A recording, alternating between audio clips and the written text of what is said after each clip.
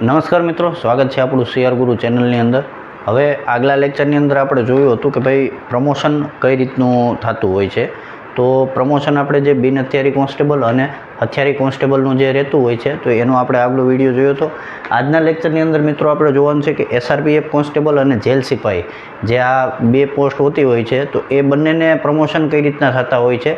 જે રીતે આપણે સ્ટેટ પોલીસનું આપણે જોયું હતું, એટલે છે બધું ગુજરાત પોલીસની અંદર જ, પરંતુ પ્રમોશનની જે આખી પ્રણાલી છે એ અલગ અલગ હોય છે. તો આપણે આજે જોઈએ કે ભાઈ એસઆરપીએફ કોન્સ્ટેબલમાં તમે ભરતી થયા હોય, એસઆરપીની અંદર જે આપણે તમે ભરતી થશો, આ 1000 હમણાં જગ્યા છે જ ને, કંઈક 500ની આળેગાળે આપણે જેલ પોલીસની જે છે એ જગ્યા છે. તો એમાં ભરતી થશો તો એમાં કે સમયે તમને પ્રમોશન મળતું હોય છે. તો સૌપ્રથમ વાત કરીએ આપણે એસઆરપીએફ કોન્સ્ટેબલની. તો તમે જે રીતે આપણે એલઆરડીની અંદર ભરતી થતા હોય છે, લોકરક્ષક દળની અંદર, તો એમાં એલઆરડી ગણાતું હોય છે, પરંતુ આની અંદર તમે આવો તો આમાં ફિક્સેશન નથી. 5 વર્ષનું જે આપણે ફિક્સ હોય છે તો એ એક આ એસઆરપીએફ જ છે કે જેમાં તમને ફિક્સ હોતું નથી 5 વર્ષ માટેનું. તમે જેવા તમારી ટ્રેનિંગ કમ્પ્લીટ થાય, એટલે ટ્રેનિંગ કમ્પ્લીટ થાય એટલે તમને કોન્સ્ટેબલ તરીકેનો સીધો હોદ્દો મળતો હોય છે. આપોકો તરીકેનો મીન્સ હોય છે કે આર્મ પોલીસ કોન્સ્ટેબલ તરીકેનો. જે રીતે આપણે હથિયારી પોલીસ કોન્સ્ટેબલ હોય છે તો આ હથિયારી પોલીસ કોન્સ્ટેબલ જ હોય છે, પણ સ્ટેટ રિઝર્વ પોલીસ ફોર્સની અંદર આવે છે. આ કે અહીંયા જે હોય છે એસઆરપીએફ કોન્સ્ટેબલ, તો આ ગ્રુપોની અંદર હોય છે. મીન્સ કે આપણે ગુજરાતની અંદર અલગ અલગ એસઆરપીએફના ગ્રુપો હોય છે, તો ગ્રુપોની અંદર આની ભરતી થતી હોય છે. હવે જે રીતે આપણે હથિયારી પોલીસ કોન્સ્ટેબલનું આપણે જોયું હતું, તો એ હથિયારી અને બિન હથિયારી હતું, તો એ જિલ્લાની અંદર હોય છે. મીન્સ કે આપણે જે રીતે ગુજરાતની અંદર 33 જિલ્લા છે, તો 33 જિલ્લામાં હથિયારી અને બિન હથિયારી કોન્સ્ટેબલ બધી ભરતી થતા હોય છે. પરંતુ એસઆરપીએફ કોન્સ્ટેબલની અંદર તમે ભરતી થાવ તો અલગ અલગ જે ગ્રુપો હોય છે, મીન્સ કે અત્યારે 22 કે 23 ગ્રુપ છે, તો એ ગ્રુપની અંદર તમારે ભરતી થવાનું હોય છે. એમાં તમારી મહેકમ એમાં આવે છે.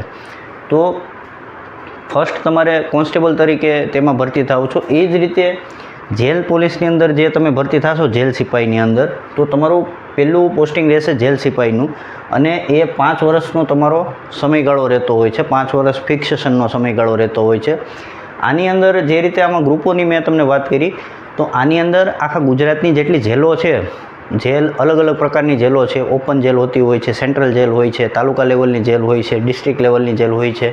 તો આ જે ગુજરાત લેવલમાં જે જેલ છે, હવે અત્યારે સરકાર શું કરે છે કે ભાઈ આપણી કે જેને નજીકનું જે વતન પડતું હોય છે એ નજીકની અંદર આપણે આપે છે. ગ્રુપોની અંદર એવું જ છે કે ગ્રુપ જે નજીકના વતનના પડતા હોય, કે આપણે અમરેલી કે સૌરાષ્ટ્રના હોય, તો નજીકના જે ગ્રુપ હોય તો એ નજીકના ગ્રુપની અંદર તમારી નિમણૂક થતી હોય છે. એ જ રીતે જેલ સિપાહીમાં પણ એવું જ છે કે જેલ પોલીસમાં તમે ભરતી થાવ તો નજીકની કોઈ જેલ હોય તો જો એમાં જગ્યા હોય અને મહેકમ હોય તો એમાં મળતું હોય છે. એટલે ફર્સ્ટ આપણું થયું એસઆરપીએફ કોન્સ્ટેબલનું. સેકન્ડ, તમને જ્યારે તમે કોન્સ્ટેબલની અંદર આવો, અને જે ગ્રુપ ઉપર ડિપેન્ડ કરે છે, અને અહીંયા તમારું આ જે જેલ સિપાહીનું છે એ પાછું ડિફરન્ટ છે. આનું પહેલાં આપણે સમજી લઈએ કે એસઆરપીએફમાં જ્યારે તમે ભરતી થયા હોય અને કોન્સ્ટેબલ તરીકેની તમારી સર્વિસ આમાં 5 વર્ષ ફિક્સ નથી, એટલે તમે ડાયરેક્ટ તમારું જે હોય છે એ 18,000નો જે આપણે બેઝિકને જોયું હતું, તો એ 18,000થી સ્ટાર્ટ થતો હોય છે. જે અત્યારે મીન્સ કે 26,000 ને 4,000 જે આપણે મળે છે એ ફિક્સ રહેતો નથી, 18,000થી જ આપણું સ્ટાર્ટ થતું હોય છે. તો હેડ કોન્સ્ટેબલનું પ્રમોશન આમાં તમને મળતા મીન્સ કે 10 વર્ષે તો તમને જે ઉચ્ચતર મળે છે એ મળી જતું હોય છે.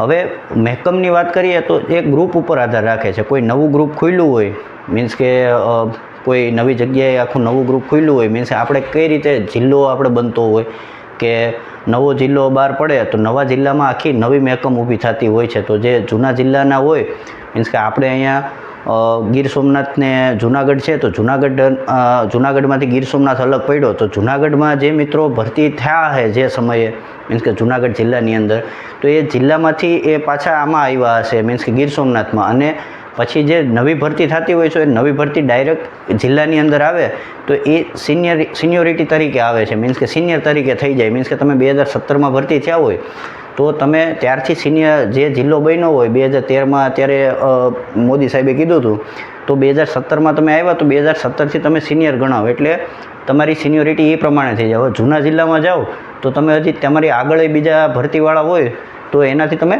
પાછળ ગણાવો. એ જ રીતે ગ્રુપોમાં પણ છે. ગ્રુપોમાં આપણી આગલી ભરતીના હોય છે તો એ પ્રમાણે આધાર રાખે કે તમને હેડ કોન્સ્ટેબલનું પ્રમોશન કઈ રીતે મળતું હોય છે.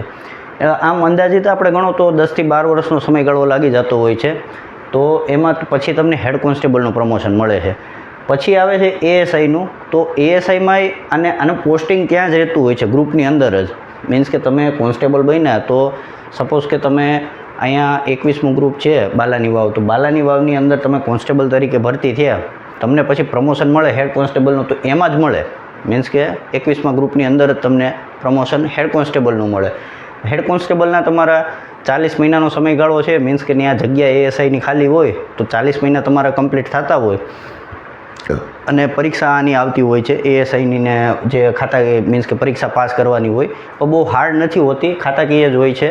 તો એ તમે પાસ કરેલા હોવા જોઈએ તો તમે એએસઆઈ માટે લાયક ગણાવ છો. મીન્સ કે 40 મહિના તમે હેડ કોન્સ્ટેબલની અંદર ક્લિયર કરી લ્યો એટલે તમે એએસઆઈ માટે લાયક ગણાવ છો. પછી તમને 4 એટલે મીન્સ કે 5 વર્ષનો આપણે સમયગાળો કાઢી લેવાનો રહે, 3.5 થી 5 વર્ષનો સમયગાળો હેડ કોન્સ્ટેબલની અંદર. પછી તમે એએસઆઈ બનો. આમાં એએસઆઈ જેવા થાવ એટલે તમે એ ગ્રુપમાં જ હોય છે.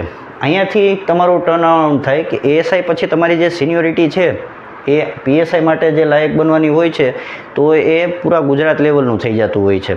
એટલે પીએસઆઈમાં તમે જ્યારે સિલેક્ટ થાવ મીન્સ કે થાવ તો ત્યાંથી તમારું ગ્રુપ કાં તો બદલી થઈ જતું હોય છે, કાં ગ્રુપમાં જો મેકમ જગ્યા હોય તો ગ્રુપમાં જ રહી શકો. હવે આ જે એસઆરપીએફ કોન્સ્ટેબલ હોય છે એમાં તમે અહીંયાથી પીએસઆઈથી તમે જિલ્લાની અંદર હોય છે તો એમાંય ઘણી આરમની શાખાઓ હોય છે તો એમાં તમે જઈ શકો છો. મીન્સ કે ડોગની શાખા હોય છે, બીડીડીએસની શાખા હોય છે, પછી આપણે આરએસઆઈની શાખા હોય છે, પછી હેડક્વાર્ટરમાં બીજી મેકમ હોય છે, બેન્ડની મેકમ હોય છે, જિલ્લા બેન્ડમાં હોય છે. તો એમાં પીએસઆઈ છે, આરમના પીએસઆઈ જે એસઆરપીએફ કોન્સ્ટેબલમાંથી પીએસઆઈ બન્યા હોય તો એમાં પણ ફરજ બજાવી શકે છે જિલ્લાની અંદર. અને ગ્રુપમાં પણ હોય છે તો ગ્રુપોમાં પણ પીએસઆઈ તરીકે હોય છે. પછી પીએસઆઈની અંદર તમારે મિનિમમ 7 વર્ષ જેવું તમારે થાય પીએસઆઈ બન્યા પછી. એએસઆઈમાંથી તમે પીએસઆઈ બનો, એએસઆઈમાં તમે જે સમયગાળો તમારો કાઢો જે સિનિયોરિટી પ્રમાણે એમાંય તમારે 5-7 વર્ષ જેવું થઈ જાય. પછી તમે પીએસઆઈ માટે લાયક ગણાવો અને તમે પીએસઆઈ બનો. પછી 7 વર્ષ પછી તમે પીઆઈ માટે લાયક ગણાવો અને પછી પીઆઈમાં તમે એટલો સમય કાઢો પછી ડીવાયસ એસપી સુધી પહોંચો. એટલે મેં આગળ લેક્ચરમાં વાત કરી હતી કે ભાઈ તમે 18 વર્ષે લાગી ગયા હોય, 18 કે 20 વર્ષે કોન્સ્ટેબલની અંદર લાગી ગયા હોય અને પ્રથમ સ્ટેપ તમે ક્લિયર કરી લો કે ભાઈ હેડ કોન્સ્ટેબલ તમે બની ગયા હોય 7 વર્ષની અંદર, તો તમે મીન્સ કે રિટાયરમેન્ટ સુધીમાં તમે ડીવાયએસપી બની જાઓ.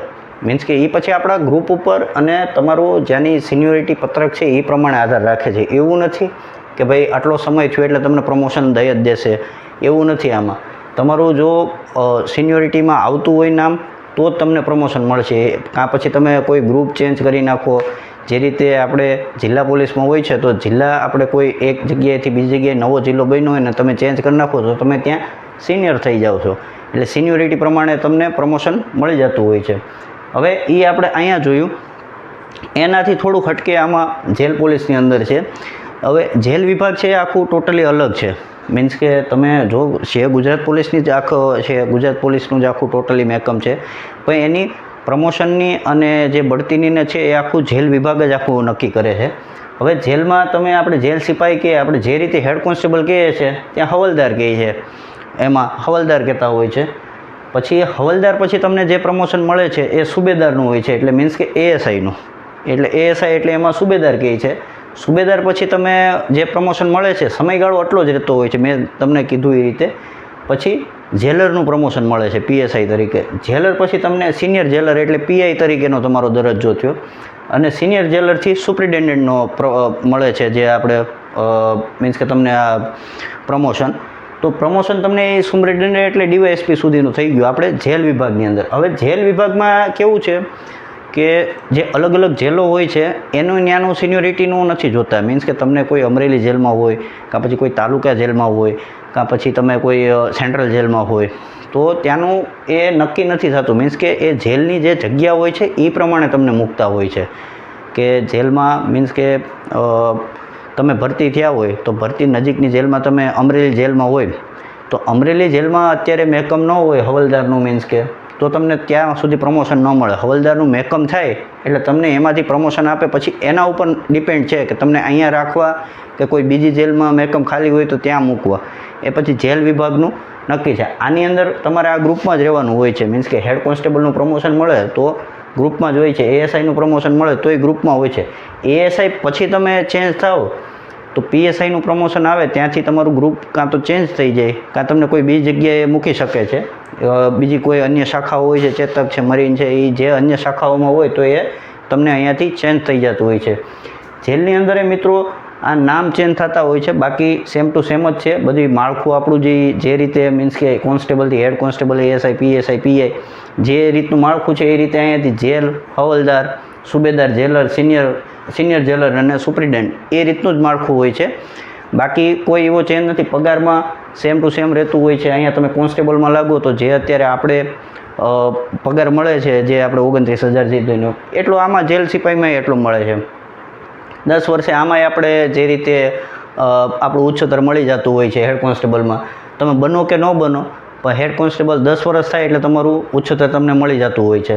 એ જ રીતે સેમ ટુ સેમ આમાં હવલદાર બનો એટલે તમારું ઉચ્ચતર મળી જતું હોય છે. એએસઆઈમાં તમને 20 વર્ષે ઉચ્ચતર મળી જાય એટલે આપણો 2400નો ગ્રેડ પે થઈ જાય. કાં તો તમે આમાં સુબેદાર બનો કે અહીંયા એએસઆઈ બનો. એટલે જેલ સિપાહી અને આપણે આ એસઆરપીએફ કોન્સ્ટેબલ આ બંનેનું ટોટલી ચેન્જ છે. મીન્સ કે ઓલું એક સ્ટેટ લેવલનું ખાલી આપણે મીન્સ કે જિલ્લાનું જ ગણવાનું રહે અને જિલ્લાની જ સિનિયોરિટી રહે એમાં. આનું બંનેનું ચેન્જ થઈ જાય. એસઆરપીએફનું આખું ગ્રુપોમાં થઈ જાય અને જેલ સિપાહીનું છે ટોટલી જેલ વિભાગનું આખું થઈ જાય.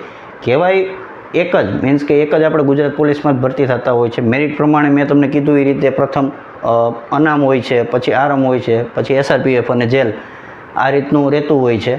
પછી એ તો બધાની જેને જે વિભાગમાં જવું હોય એ રીતે હોય છે. પરંતુ મોસ્ટ ઓફલી બધા અનારામનું જ સિલેક્ટ કરતા હોય છે. મેં તમને આગળ વિડીયોમાં કીધું હતું કે ભાઈ કાયદો વ્યવસ્થાના ભાગરૂપે પોલીસ સ્ટેશનની જે કામગીરી છે તો એ અનારામમાં મળતી હોય છે. એટલા માટે લોકો પ્રિફર એને જ કરતા હોય છે. બાકી આમાં તમારે કોઈ પણ પ્રકારનો બંદોબસ્ત નહીં આવશે. જેલ વિભાગની અંદર એ બધું શાંતિ છે. તમારે જેલનું જ જોવાનું. તમારે બહારનું કોઈ વસ્તુ એવી નથી. તમારું જેલ જે હોય છે વિભાગ એનું જ તમારે આખી જોવાનું હોય છે ને જેલ વિભાગનું જ આખું કમ્પ્લીટ કરવાનું હોય છે. બહારના કોઈ બંદોબસ્ત છે આ છે એ જેલ પોલીસને આવતા નથી. તો આજની જાણકારી મિત્રો આ જ હતી. આગળ આપણે અનામ આરમનું જોયું, આજે આપણે એસઆરપીએફ કોન્સ્ટેબલ અને જેલ સિપાહીનું જોયું. મને જે માહિતી હતી એ પ્રમાણે મેં લખી છે. એવું નથી કે હું જ સાચો હોઉં છું. આમાં કોઈ સુધારો વધારો હોઈ શકે છે. એટલે જો કંઈ ખોટી માહિતી હોય તો માફ કરજો મિત્રો. બાકી જે પૂરતી મને માહિતી છે એ પ્રમાણે મેં માહિતી આપી છે. બાકી જય હિન્દ મિત્રો, જય ભારત. આગળના વિડીયો આપણે બીજા બનાવતા રહીશું.